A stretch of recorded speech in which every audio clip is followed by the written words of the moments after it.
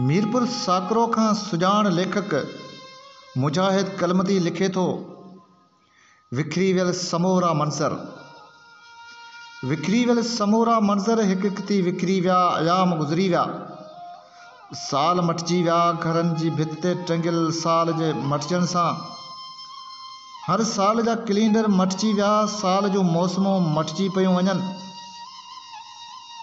वणनि जा पता छणंदा पिया वञनि, भेलाड़ जी मौसम में ज़िंदगियूं मटिजंदियूं पियूं वञनि। वञण वारनि जा हथ ख़ाली हूंदा आहिनि, दुनिया में अचण वारनि जा हथ पिणु ख़ाली हूंदा आहिनि।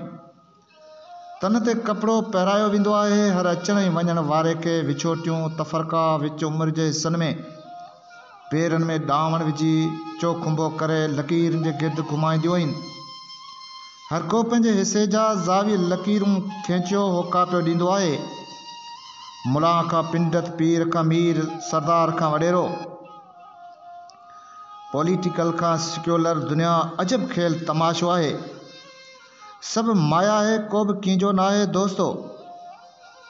ख़ाली हथनि मुफ़लिस लाचार कंगाल इंसान खे कंहिं बि लकीर में नथो ॻणियो वञे। सिर्फ़ इहो ॻणायो वेंदो आहे, गुरबत जे लकीर खां हेठि फिज़ूल माण्हू। मूं दुनिया खे ढगे जे सिंगनि ते ॾिठो, मूं सच जे गिर्द दुनिया खे गर्दिश में ॾिठो।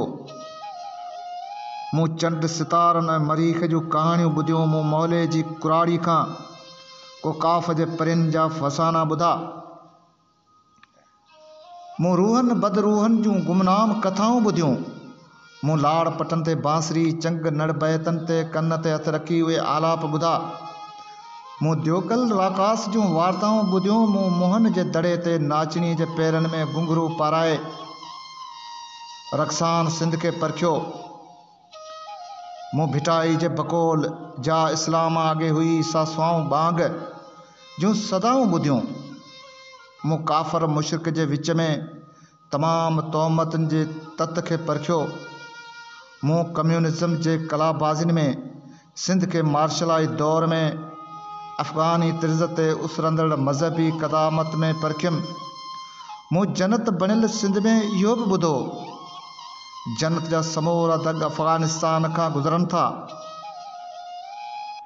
शऊर जी कथ में शऊर जा हथ ख़ाली आहिनि, शऊर खे माया जी शेरवानी में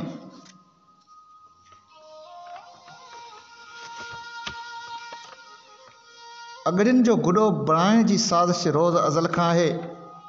कंहिं बि शरीफ़ुल नफ़्स बाज़मीर खे संदसि ज़मीर खे ज़ंग लॻाइण लाइ सियासी घटर जी कीचड़ सां मस्त अलोप करे 16 वालनि जो पटको बदिराए, 3-4 थाणा ॾियाराए, बदमाशनि जी बाज़ार गरम कराए,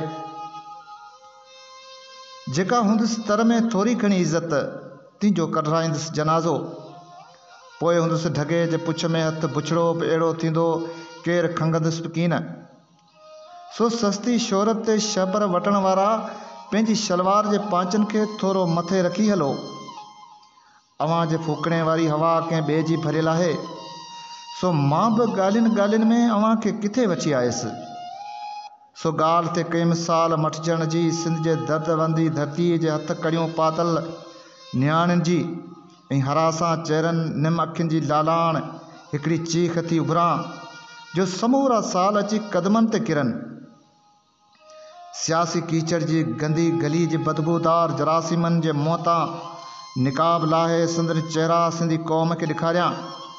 शऊर जी शेरवानी में चनेसर वारी पग में 3 थाणनि जा चङा मुड़ुस, तहज़ीबनि सां टकराए अध सदीअ खां सिंधियुनि खे ग़ुलाम अबिन ग़ुलाम बनाए धारियुनि जी दलाली ते मामूर कया विया आहिनि। वॾो अथनि क़ौम जो फ़िक्र, क़ौम क़ौम हूंदी आहे, क़ौमुनि जी कुख में छुरा हणी क़ौम जी पासबानी जा दावेदार न बणिजो। सिंध अव्हां जी बंद गली जी बदबूदार सियासत खां मुक़दस आहे। 9 साल अव्हां जे अॻियारनि मकारियुनि जे मुंहं जो निकाब लाहे फिटी कंदो।